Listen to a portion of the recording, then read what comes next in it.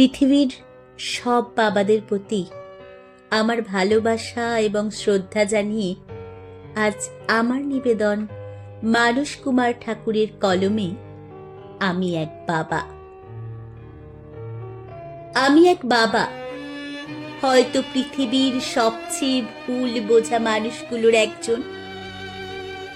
সন্তানের কাছে আমি পূর্ণ বাবা হতে পারিনি, স্ত্রীর কাছেও হয়তো আদর্শ স্বামী হতে পারিনি, মা বাবার কাছেও হয়তো যোগ্য সন্তান হতে পারিনি।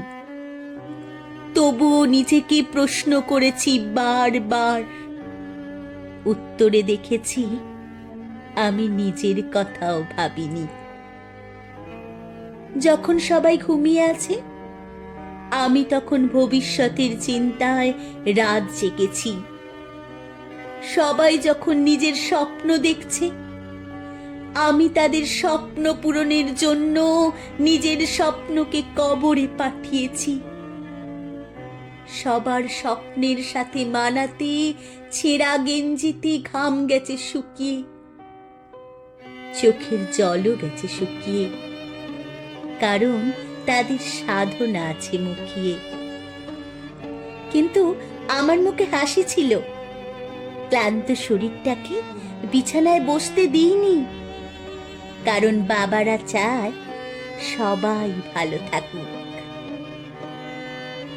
আমি কাউকে কোনোদিন দোষ দিইনি, কারোর কাছে নিজের কষ্টের হিসাবও চাইনি, কারণ আমি জানতাম বাবার কান্নার কোনো শব্দ হয় না, সেটা শুধু বুকের ভেতর রক্তক্ষরণ হয়ে বেঁচে থাকে। আমি সত্যকে সত্য বলেছি, সেটা শিক্ষা, আর সেই জন্যই হয়তো অনেকের চোখে কঠোর, অপ্রিয় বা ব্যর্থ।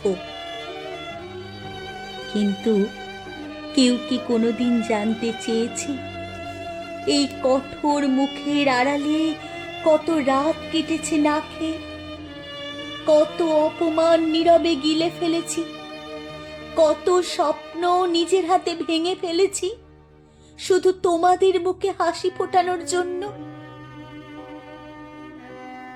আজ জীবনের সন্ধেবেলায় মনে হয় আমি যেন এক বিশাল শূন্যতা, মরুভূমির শুষ্ক বালুতে মরীচিকা খুঁজে ফেরা এক যাযাবর।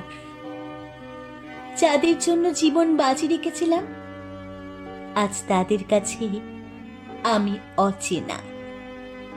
যাদের সুখের জন্য নিজের সুখের বিসর্জন দিয়েছিলাম, আজ তাদের ব্যস্ত জীবনে আমার অস্তিত্বের মূল্য যেন শূন্য।